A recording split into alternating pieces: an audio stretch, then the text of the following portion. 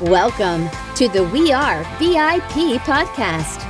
Each week, your host, Casey Hasten, Director of Recruiting at VIP, will bring you valuable insights from thought leaders, introduce you to incredible companies, and bring you tips for landing your dream job from our team of executive recruiters at VIP. And now, Casey Hasten. Welcome to the We Are VIP podcast, a podcast devoted to adding value to your career or candidate search, brought to you by VIP.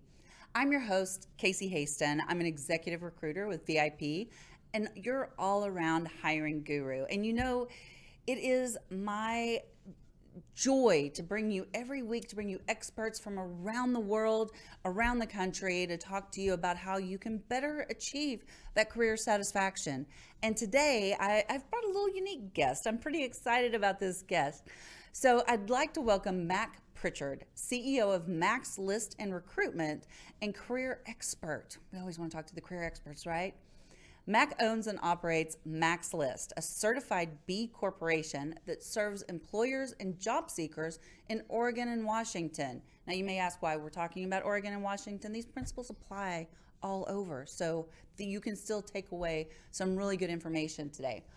The Max List team shares more than job listings. They provide free educational services for job seekers and employers, partner with local businesses and nonprofit organizations, and produce a weekly career advice podcast, Find Your Dream Job. They serve as a platform to bring together passionate job seekers and great employers in an effort to make work more rewarding for everyone. Thanks for joining us today, Mac. Well, it's a pleasure, Casey. Thanks for having me. You know, I just like to call out the elephant in the room. We had a little bit of a miscommunication, my fault, on time. And you called an audible and you're like, we can do this still. And you made it happen today. So I really appreciate that. Well, I'm honored to be on the show, and I know you're a very flexible person who thinks fast on your feet as well. So it's a pleasure to team up to do this episode together. Absolutely. But you know, I learned a very valuable lesson today. What's that? Don't assume. That's always a good lesson to remember. I assumed I knew exactly what was on my calendar for the day without really checking it, and did not realize we were recording an hour earlier today. And so that was a really good reminder for me. And I think that that's a reminder that we can take forward in our careers. You know, when you walk into a room, don't assume. Don't assume you know what the other person's thinking or what they think about you. It's a great advice to keep in mind. And I think it also plays into the need to always be curious. And again, to be able to think fast on your feet. So those are all skills that serve you well in your career and in a job search when you're out looking for the next opportunity. You just said one of my favorite words. Curious. Which one is that? Curiosity? I love curious. I love to be curious, and I love to encourage others to be curious, like when they're going into a job interview. So I think that, and getting off topic here, but I think it's totally okay when you walk into a job interviewer's office and you see something that sparks your interest to ask the question, like if it's a pitcher, or maybe they have a signed baseball there, you know? Is that your favorite team? I think that that's so simple. It is, and it's a great way to build rapport with people, whether you're going to an office for a job interview or just going through daily life, because people love to talk about their interests and themselves and the work they do, and asking open-ended questions like that you never know where the answers might take you, and you'll hear some great stories along the way as well. I love that so much. So, Mac, you have a very impressive background. So tell us a little bit about yourself and what you do today. I'm in Portland, Oregon. I run a regional job board, maxlist.org. We serve employers in Oregon and Washington State our business sells job listings, Casey, and we have hundreds of positions on the site. We also provide lots of content about how to look for work and how to get ready for interviews, how to set goals, improve your resume, as well as information about how to hire smarter, because our typical customer is a a smaller employer, usually with 5, 10, or 15 employees, and they uh, usually don't have an HR person on staff. So the person who's posting a job with us hasn't been trained in how to write a posting, manage an interview process, or communicate effectively with candidates. So we provide content about how to do that as well. And to your point about, well, what can a guy in Oregon tell you that might be of use outside of the Pacific Northwest? As you said in the introduction, the the advice we share is universal. It works in this part of the world and even around outside the United States. Um, so I came to this work after a career in communications, working largely in politics, government, and nonprofits. I ran my own public relations firm for 15 years. I was a speechwriter for a governor, ran city hall communications for a mayoral candidate. Uh, but the constant that ran through all these jobs, Casey, was wanting to make a difference about issues I cared about or in the community where I lived and worked. And Max List allows me to do that. I'm an accidental job board operator. We can talk more about that later, but that's my career story. I love your title, an accidental job board operator. So, what prompted you to start Max List? 2 long periods of unemployment after Oh, some pretty impressive jobs and a fancy education, including a graduate degree at Harvard. So I know what it's like to cash the last unemployment check after 30 weeks, and I came within one check of doing it a second time. And those experiences, Casey, taught me the value of learning job search skills. And one of the most important skills is networking. And as you know, good amen. net, yeah, uh, hallelujah. Good networkers not only ask for help, but they give to others, and they give without any expectation of Yes. getting anything in return. So my way of doing that and being of service to my network was to share job postings. And I started doing that almost 25 years ago. And I did it just a few postings a week. We all get them. We all Hmm. hear from friends and coworkers, hey, I'm getting a new boss. Send good candidates over here, or I'm looking for somebody to work with me. I got a few more than most, but what I did in order to be of service to others was to share them regularly with people in my network. And as the years went by, I started hearing from people I didn't know and from employers I didn't know who would say, hey, put me on your list or share this posting with your list. And when I was running my public relations firm, I did it for, as I mentioned, for 15 years. I found myself paying someone to do this and to send these postings out. And it was costing me a few hours of labor a week. And that's when I turned it into a business. And what distinguishes us from the other great sites out there is that emphasis on not only educating hiring managers and candidates, but also being of service to others in the community.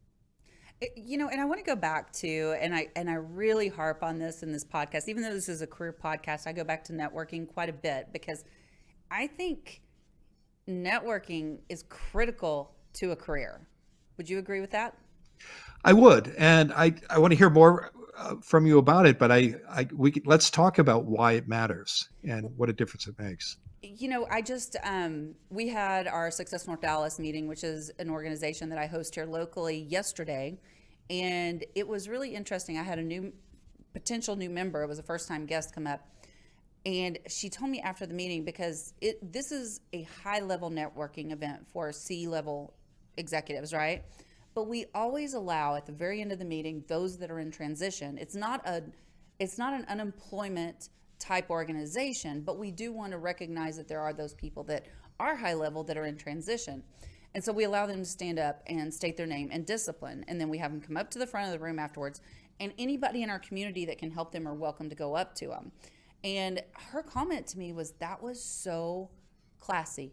That was done so well that, you don't humiliate the job seekers, but you do give them opportunities and bring them to the forefront. And the reason we do that is because we've built a community where we know, like, and trust each other. And 80% of jobs are found through networking. Yeah, I've heard different estimates, whatever the percentage might be, whether it's 80, 40, 60. Uh, Referrals matter, and uncovering unadvertised jobs matters. And Yes. the best way to do that, to learn about jobs that might not get posted on sites like mine or LinkedIn or Indeed, is to go out and talk to people. And the reason, the best way to position yourself as a candidate for a job is to get a referral.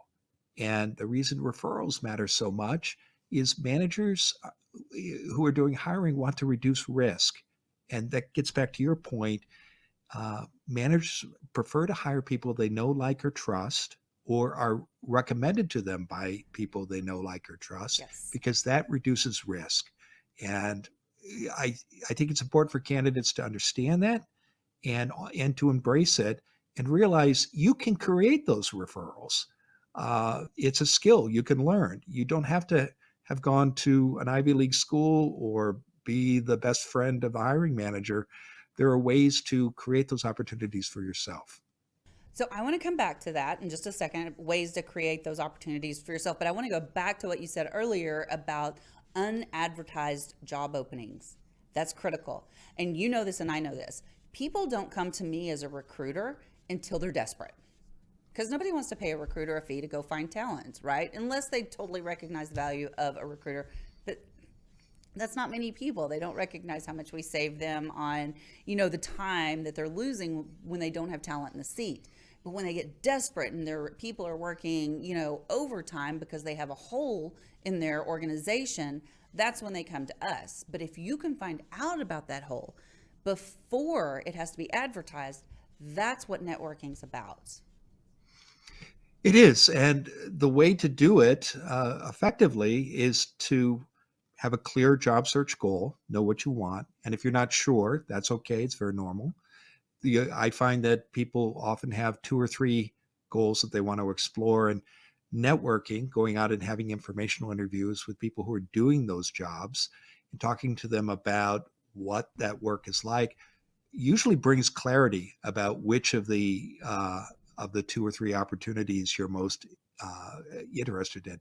Once you have that clarity, then you can identify your target employers, and then you can get out and network with people inside those organizations and get those referrals and connections that are going to help you uncover these unadvertised positions. And that's something anybody can do, but it does require direction and focus. So would you agree that when you need to find the job is not when you need to build your network? Yes, absolutely. I think you knew the answer to that. That was a total setup, I promise. I walked right into that. Yeah. It's so And important that, you don't ever want to walk into a networking organization needing something without being able to give value first. yes, and often we find a job, and I certainly had this experience earlier in my career. We think, "Woof, that's behind me. I don't have to worry about looking for the next opportunity. I'm set for the next 3, 5, 10 years." And we have to remember, no matter where we might be in our career, we're going to be in the workplace for 40 years, most of us. Yeah. And that means we're probably going to change jobs, 5, 7, 10 times. So we will be back on the job market eventually. And if you take that long view and you start building your network early in your career, or maybe you're starting at mid-career, but the important thing is get started. And networking should be a habit that you practice throughout your career, not just when you think you might lose your job or get laid off or you're Yes. unhappy. That is so true. So, and I could talk about networking all day long. One of the initiatives that we've launched is through Success North Dallas, and also in conjunction with VIP sponsors, is our young executives. And we're really targeting those in their early stages of their career to teach them the value of networking, but not only the value, but the right way to do it. So many people, not so many people, some people will go to a networking event and they're like, here's my card, here's what I have to sell. And Right. it's a total turnoff. That's not what you're looking for. Or here's what I need. But if you go in and you offer value first, it's a totally different experience, and you're going to get so much more reward and value from that networking experience than you would if you go in with a completely selfish attitude, I think. I agree. And it goes back to a point you made at the start of the conversation about the importance of curiosity. Mm. Because when you're curious about other people, you will learn so much, and you also will put people at ease, and they candidly will think you're a great conversationalist because you're asking questions about them. And we all, and I say this in a good spirit, we all love to talk about it ourselves. And when we go to networking events, there are some oddballs like me out there who enjoy it, but most people Birds are of a looking. feather. Yeah. Most people are feeling a little awkward, and that's normal. And so when you take an interest in others at a networking event and ask them about the work they do themselves, how they came to be there, they're going to feel more comfortable, and you're going to make a connection. And I also want to second your point about the importance of seeing how you can be of help to others, because good networkers, again, look for ways to be of service to others. I think, and I can't remember if we talked about this. It's been a while since I've mentioned this book. Have you read the book, The Go-Giver? I have, yeah. You Very, know yeah, exactly where I'm going with this then. Of course yeah, you've read the book, The Go-Giver, but yeah, that's really what it talks about, is about how you reap more rewards when you are first of service to others. exactly. Yeah, yeah. It's a wonderful book, and it's full of wisdom and worth reading several times. Hmm. Um, and it's a parable about somebody who is looking for their next opportunity, and they're not quite sure how to do it, and why others might, how to ask for help, and why others might be helpful, and how they can be of help. And it's a great story. And whether you're looking for work or just thinking about your career or your position in the community, it's well worth reading. I will let Bob Berg know that you endorse it as well. Oh yeah. So I know you started out in PR and communications. So what transferable skills did you learn in that area that you think might be applied to effectively recruiting if you're a hiring manager? Or are there some skills that you could apply as a candidate in a job search? Well, skills that served me well in public relations and communications, and I think really serve anybody well, no matter what your profession. I include things like curiosity, and we talked about this. You got to be a lifelong learner, Mm. and that means not only taking an interest in others, but learning new skills, because the technologies and the tools that we use in the workplace, they're going to change. I can date myself by talking about how we had IBM Selectric typewriters when I first started in the 80s, but you get the point, and you just have to learn new things. I think when you're curious too, it gives you the ability to understand the needs of others, and you got to be a problem solver, Casey. And I think one of the skills that served me well in communications and now in running the job board is asking the people I want to serve about their problems, what's keeping them up at night. And if you're a candidate who is talking to a hiring manager, one of the best ways to do this is either in the first or second interview when you're talking to someone about a position, ask them, what if I'm fortunate, say to them, if I'm fortunate enough to get this job, what are the three things you want me to tell you I've done at the end of our first year of working together when we sit down to do my annual review? And I guarantee you, the Like, manager you're talking to will step back or lean back in the chair, and they'll pause and they'll think for a moment. And then they'll tell you about a problem that's not in the job description, that isn't in the interview questions. And it'll be something your candidates, your competitors probably don't know about. So that gives you an opportunity to stand out as a candidate.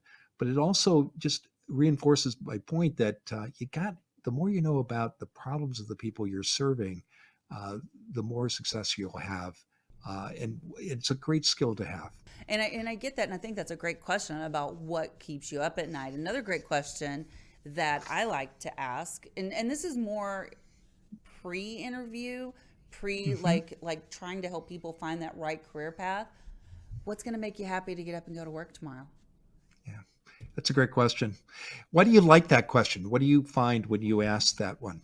Or Because I see people when I ask that question, they kind of roll their eyes up and they look, right? So they're searching for that information in their brain to Mhm. find what it is. Where's that happiness? What triggers those happiness, you know, adrenaline in their brain? And oftentimes it will take them back to when they're much younger, and they'll find something in the past that maybe as a kid they enjoyed doing that they could relate to the future, you know. Yeah. So if you ask me that question, what makes me happy to get up and go to work in the morning, it's because I get to serve people. And I know that's not everybody's passion, but for me it is. And I love that I get to get up and I get to get on the phone with people and I get to help them find out what it is they're passionate about and find the perfect career so they're not misaligned in their career like I was for 20 years. Yeah. It's a great question. Thank you for sharing that. Absolutely. So, and we talked about this earlier about building rapport because, and that's very important because in an interview you have a very short amount of time to Yeah. build rapport. You know, what's one of the best piece of advices you would give to someone outside of the question you just asked, but like when you're first walking into an interview, what's one of the best pieces of advice you would give to help build rapport quickly? Well, you mentioned this at the start of our conversation, looking around the room for objects or connections that you could ask people about in that those first few minutes when people are getting settled in the interview room. Uh, Another way to do it is to do your homework before you walk into the employer's offices. Look on LinkedIn, look for connections. Maybe the people you're meeting with are uh, graduates of a local school. You follow the sports team. Maybe you share common hobbies or interests. And that's a chance in asking about that in those first few minutes before the formal interview begins to make those connections, and that'll help you stand out from your competitors, and help and often will invoke a personal story or an anecdote from the hiring manager. Well, and I think at the end of the day, I think probably the word of this podcast is curiosity. I think it's Yeah, coming in with that genuine curiosity, genuinely wanting to learn about the hiring manager yeah. and what they have and what they look forward to, and really what the whole is, what they need, what keeps them up at night. I think all of those are very, as long as it's genuine, it's got to be genuine. Yes, yeah. That's so important. I would also add it's important for candidates to remember uh, you've got you've got agency here. So if you're going to an interview, it's very appropriate, and employers expect you to do this for you to ask, well, who will I be meeting with? Mm, Can you tell me their names, their titles? How long will the conversation be? Do you provide questions in advance? Some employers do, some don't. Uh, and you can also ask about the hiring process itself, the timetable, when decisions might be made, who the decision makers are going to be. And in terms of building rapport, if you know who you're going to meet before you walk into the room, you can connect with them on LinkedIn, send them a note. yes. You So can, important. yeah. And when you connect with them on LinkedIn in advance, you'll have access to their email information so that when you get up and leave, you know not only who you've met with, but you have the ability to communicate with them one on one after the conversation, either through emails or handwritten notes. Um, all these are small steps, but collectively, they can make a huge difference, not only in building that connection and that rapport with the people that you're interviewing with, but again, in helping you distinguish yourself from the other people they're talking to that day or the next day. You know, that's so funny that you just brought that up about connecting on LinkedIn because believe it or not, my baby sister, she was looking, she just finished graduate school not too long ago, about 3 years ago, and she was looking for her next job and she had applied to a role. And the hiring manager, because you know, you can, I hope everybody knows, you can go on LinkedIn and you can see who's viewed your profile. I think, and everybody should be checking that every single day. You need to know who's looking at your profile because you never know when you might want to reach out to them and build your network, right? But anyway, so she noticed that the hiring manager had looked at her profile and she called me because, I mean, she's not had to go for many interviews in her life, right? And she's like, should I reach out? And I'm like, absolutely. Connect with her, say, hey, I saw you looked at my profile. I've applied for this role. Would love to connect. Don't say anything more than that. Don't be any more aggressive. Just connect with her. She ended up getting the job and she's been there for like 3 years, and her and the hiring manager are like best friends to this day. Yeah. And I'm sure there were many other applicants for that position and only a smaller number who got interviews. I would guess that she was probably one of a handful, if not the only person to do that. Yep. And many candidates hesitate. They worry that it might harm them to reach out and connect and send notes or ask for this information. But again, you can.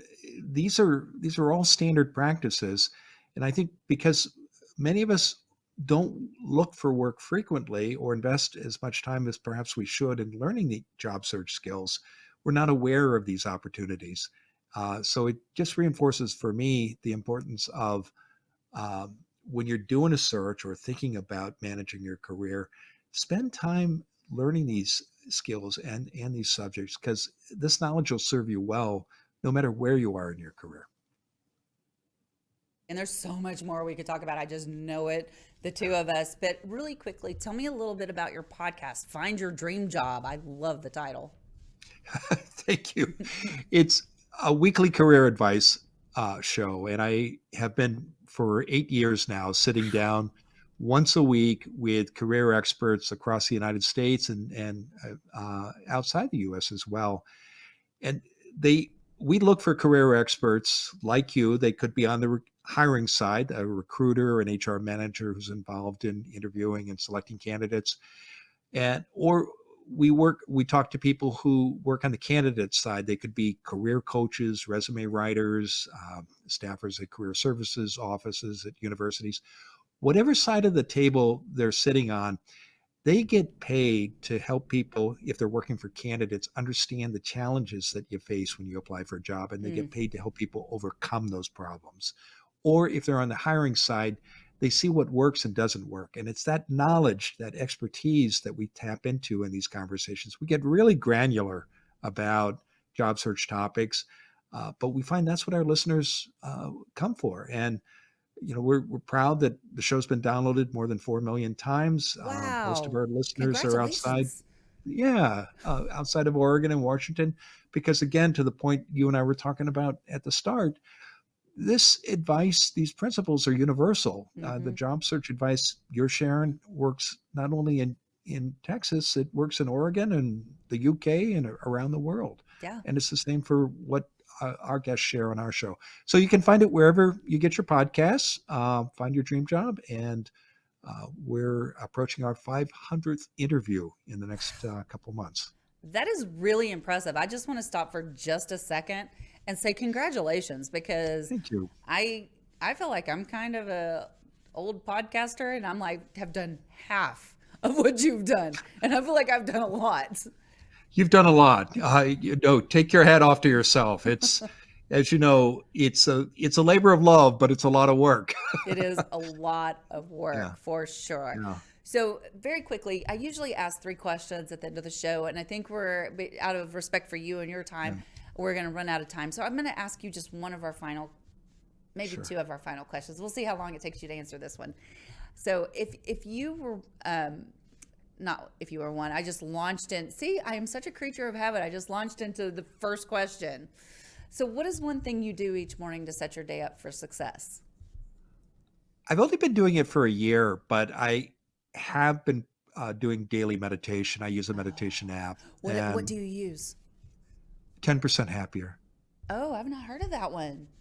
Yeah, there's it's a company created by former news anchor Dan Harris. He was on ABC, and what I like about the app is it has these self-guided courses. They're in manageable chunks of time, 15, 20 minutes.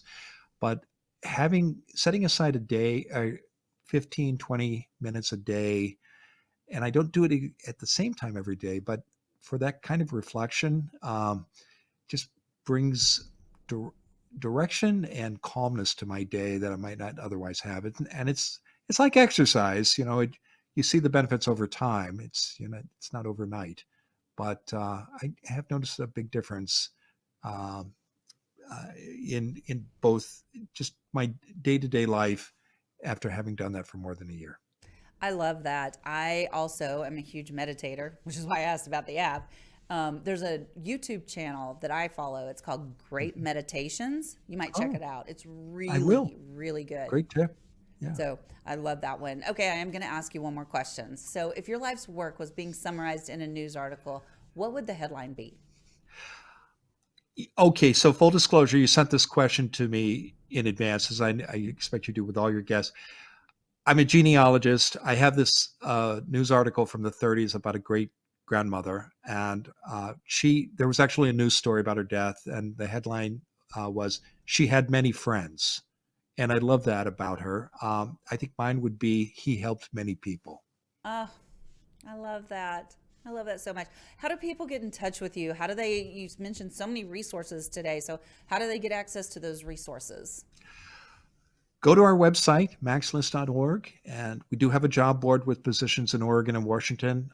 But for those outside the Pacific Northwest, there are hundreds of articles there about how to look for work, 2 free online video courses, one about interviewing, one about using social channels in your job search, and then, of course, our podcast, Find Your Dream Job, which you can find not only on our website, maxlist.org, but wherever you get your podcasts, Spotify, Apple, anywhere.